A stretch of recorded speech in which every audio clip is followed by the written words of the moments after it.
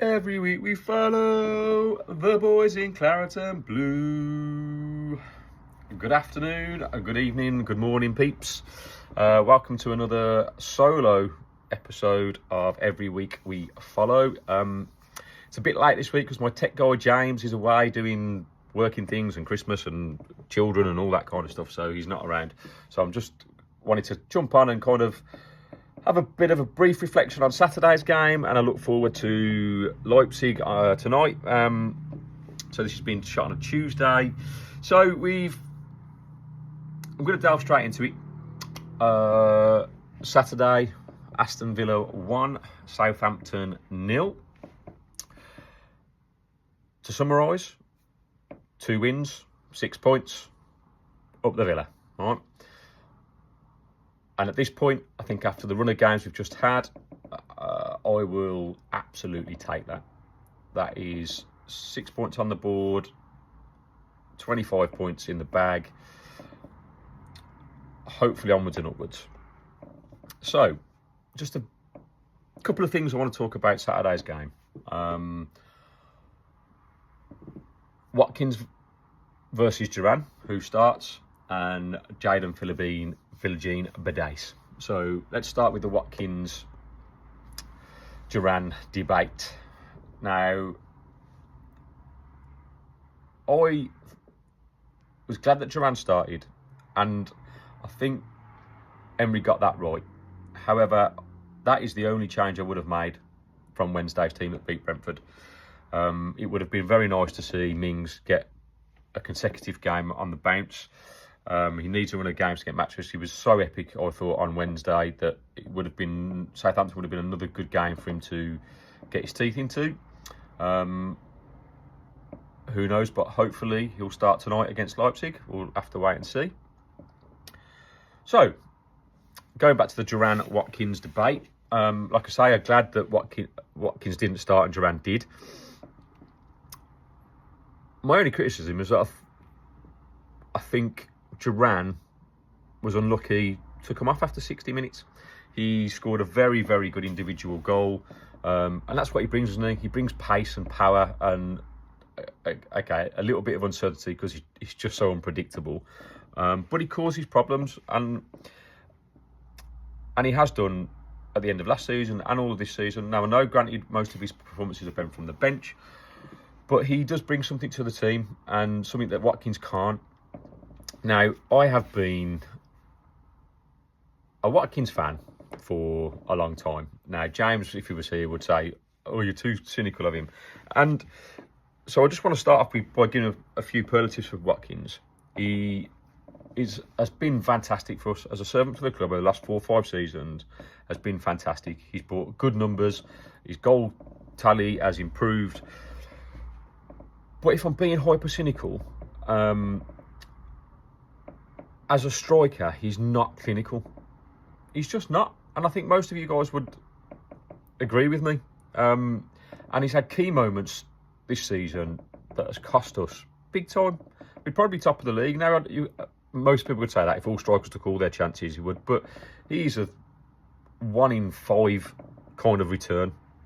And that, for me, personally, as a striker, you'd want to be at least looking at 25%, 30% return.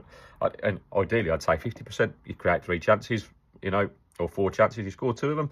That's what you've got to be aiming for in the Premier League. You have to be. And as a team, we're not scoring goals throughout the team. There's not many goal contributions coming. So DURAN is up there, and his minutes to goals ratio is superb. So he deserved his start, and he got his goal. And when he went off after 60 minutes, like, Watkins doesn't fill my heart with joy when it comes to those one-on-one chances. So I've got this comparable thing that I look at and go, okay, if Watkins in the first half had have had DURAN's chance, would he have scored? Probably not, right? And then what proceeded in the second half, 30 minutes, was what, good and bad, is what Watkins brings to the squad. His work rate, his movement off the ball, the ability to get into these positions. Brilliant. Right, 4 clear-cut goal-scoring opportunities in the second half. 0 goals. Now, I know we won the game, but after taking the battering at Spurs and taking the battering at Chelsea, away form poor, which I'll go on to a little bit when we talk about the Leipzig game, that would have been great for goal difference and for confidence. Now, he doesn't take them, and he's got to be frustrated, but in those moments, it's not a case of where he's missing, he's making the wrong decision. Like, he chooses the wrong finish, or he doesn't, if it's the pass the pass was under hit or over hit, he's becoming a little bit predictable. And I think the reason why his form's dipped is the defenders are starting to work him out. So yes, work rate great, but end product really poor. And he's got to work on it, and I hope it comes good. But at the same time, when you've got DURAN knocking on that door, and he's got the statistics, now I know DURAN has not been great from the start, right?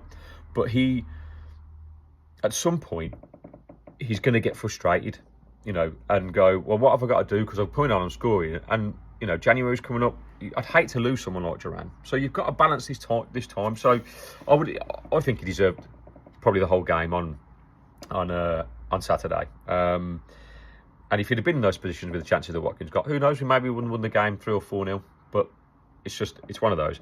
And again, I don't want to be one of these guys that gets on the Watkins bandwagon of slagging him off, because I think he's sensational. I love his work rate, and I can't argue with the stats. But I stick by what I say. The guy is not a natural finisher. It's something he has to continue to work at. And he's not been great this season so far. So hopefully he can find some form and start finding the back of the net again.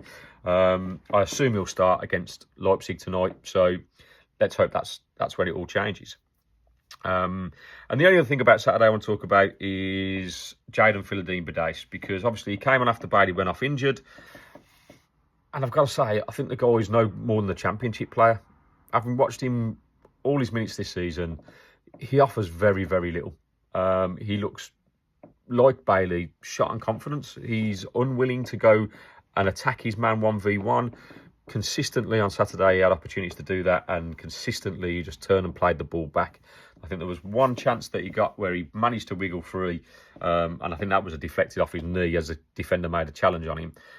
And he's through one-on-one, and in my opinion, he should have shot.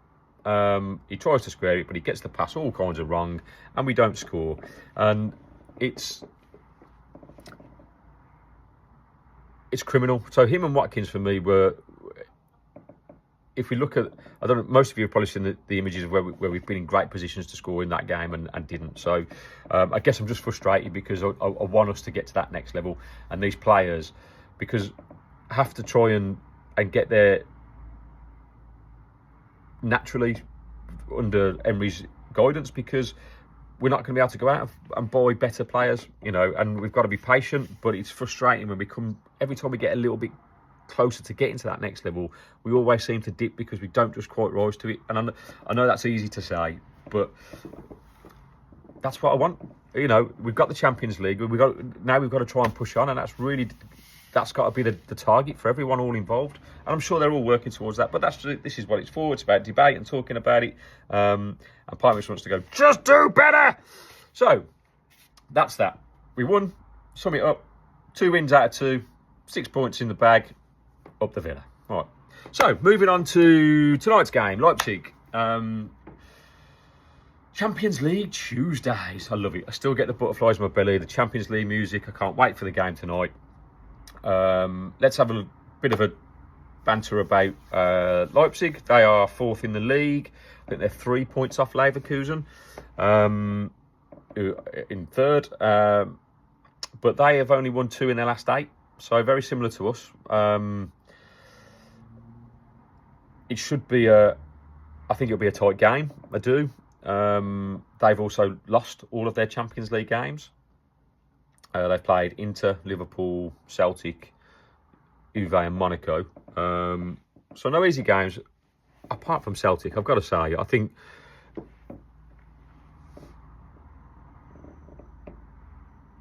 we need to beat Celtic too. And that will could solidify our Champions League place in the top 8 if we win tonight. Now, I have a battle because in my head, it says just go away to this game and don't lose it. Take a 0-0. And a point on the board to take us to that Celtic game, because I don't think we're getting anything away at Monaco. But you never know. Football's a funny old game, and it would be brilliant to get to under the lights at Villa Park against Celtic to win that game to qualify for the last day of the Champions League. That would be the dream, right?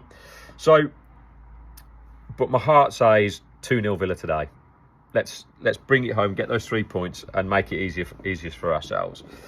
However, as I mentioned during the first bit, Villa's away form has been poor. Spurs away, Chelsea away. Half decent first half performances, but then just not good enough, and we've been battered in both games. So yeah, let's just try and, in my head, get the point 0-0, and see what happens, because this is a big week. You know, Forest away at the weekend, so 2 away games. In my, again, heart and head. Head says 2 draws I'd take, but my heart obviously would say win 2-0 tonight and beat Forest by the same score on Sunday. Perfect week. But football is unfortunately not played in my head. It's played on grass, and that probably won't happen. So let's, fingers crossed, up the Villa for a win tonight. I'll be watching. So, the squad, who starts tonight? As I mentioned in the first part, and I'm only going to talk about, because I think the team pretty much picks itself now in terms of Rodgers, Tielemans, Kamara. But defensively, you know, with Mings not starting at the weekend, will Emery, you know, give him the nod to play in the Champions League after his calamitous error against Bruges? I hope so. I'd love to see Mings get a run of games. I think he brings that leadership to our squad that we've missed so sorely. So I'd love him to play tonight. I've got a feeling it will be Torres. But we'll have to wait and see. And then, of course, we go back to the DURAN-Watkins debate. Now, I'm pretty certain that Watkins is going to start, but I think in the Champions League, DURAN, that unpredictability, I'd do the same. I'd start him and bring Watkins on at 60 minutes. If that's a thing that Emery's looking for, to give DURAN a few more minutes and, you know, just have a bit of confidence in him, you know, and see what happens. So fingers crossed. But like I say, I think Watkins will start. And I hope, if he does, that, you know, he proves me wrong, and tonight's the night these fortunes change and he sticks the ball in the onion bag, and we come away with a victory. That'd be perfect. So yeah, so a short and sweet one today. It's been an emotional week, but it is Christmas, and I am wearing my Christmas attire, so maybe this could be an early Christmas present for all us Villa fans out there. We can go into the game at the weekend full of confidence, because that will ultimately determine the result in that one. So every week we follow the boys in claret and blue. We'll catch you on the next one. Take care.